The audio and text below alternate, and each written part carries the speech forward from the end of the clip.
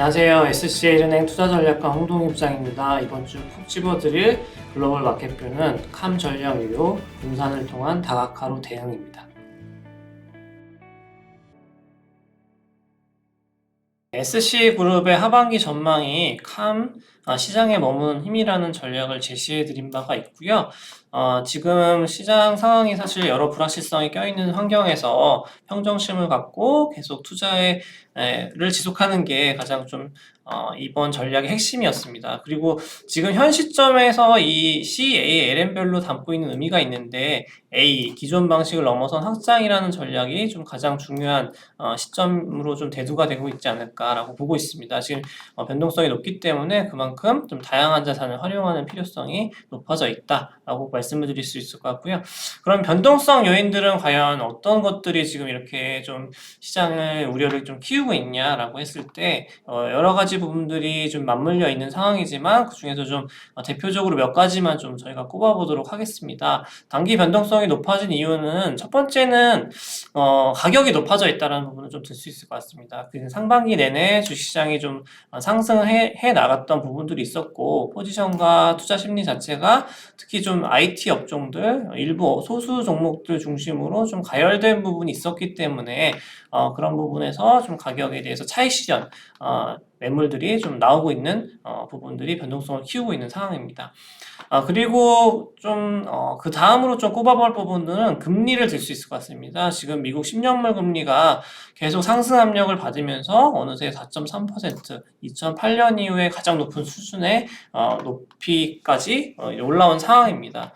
여러 가지 요인들 들 수 있을 것 같습니다. 물론 뭐 경기가 좋았던 부분, 그리고 연준이 매파적인 기조를 계속 유지하고 있는 부분도 있겠지만, 이 수급적인 부분도 좀 가장 크게 작용을 하고 있습니다.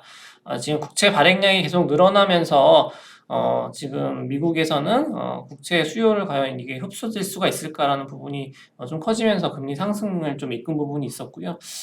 그리고 또 한 가지 이제 변동성 요인으로 들자라고 하면 이제 중국 쪽 요인을 들 수 있습니다. 중국의 경기에 관련된 우려들이 전체 시장에 좀 악재로 작용을 하고 있고요. 부동산 관련된 얘기들은 끊임없이 뉴스가 나오고 있는 상황입니다.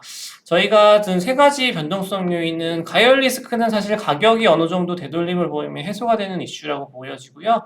금리 관련해서는 지금 여러 우려들이 있지만 저희는 추가 상승은 좀 제한될 수 있다는 의견을 계속 유지를 하고 있습니다. 단기 상승 압력이 있을지라도 12개월 관점에서 채권 투자의 플러스 성과 가능성이 굉장히 높다라고 보고 있고요. 왜냐하면 성장률이 점차 이제 둔화될 수 있다라는 의견을 갖고 있기 때문에 지금 고금리가 주는 경기 영향이 결국 금리 하락으로 이어지면서 자본 차익을 기대할 수 있는 부분은 여전히 유효하다는 의견을 갖고 있습니다.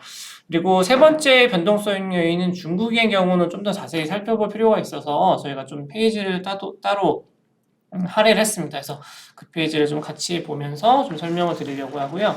지금 중국 관련된 우려는 아까 말씀드린 것처럼 경제 전체적으로 지표가 안 좋은 부분들이 계속 확인이 되고 있습니다. 뭐 물가도 디플레이션, 그리고 수출입도 안 좋고요. 그리고 신용도 계속 감소를 하고 있고 그런 부분들이 7월에 나왔던 실물 지표 모두 일제 예상을 하회하는 부분으로 이어졌는데 그런 부분에서 또 가장 핵심이 결국엔 부동산입니다. 모든 게 다 부동산에 연결되어 있고 중국 대표 부동산 업체인 이 컨트리가든 비구의 위안이라고 불리는데요. 이 기업의 이자 지급을 하지 않았던 디폴트 우려가 결국에는 부동산뿐만이 아니라 전체 은행 관련된 금융 시스템으로도 연결되는 게 아니냐라는 그런 우려들이 사실 커지고 있는 상황입니다. 그런데 사실 중국 부동산이 이 디레버리징 관련해서는 지난 6년간 계속 이어졌던 부분이 있었고요.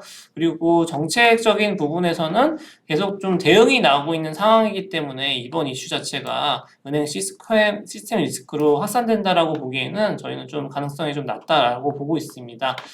중국 인민은행이 중기 MLF 금리를 인하를 했고요. 그리고 오늘 지금 월요일 현재 시점 오전에 기준금리 역할하는 LPR 금리도 인하 조치가 확인이 됐습니다. 그리고 추가적으로 향후의 그림을 보더라도 계속적인 이제 통화 완화가 이어질 것으로 예상을 하고 있는 상황이기 때문에 이런 시스템 리스크는 해결을 할 수 있다라고 저희는 보고 있고요. 근데 단기적으로 그림을 보시게 되면 지금 지수가 하방 압력에 처해 있는 상황은 맞습니다. 그리고 상승 모멘텀을 확보하려면 좀 시간이 좀 많이 필요할 것으로 좀 보여지고요.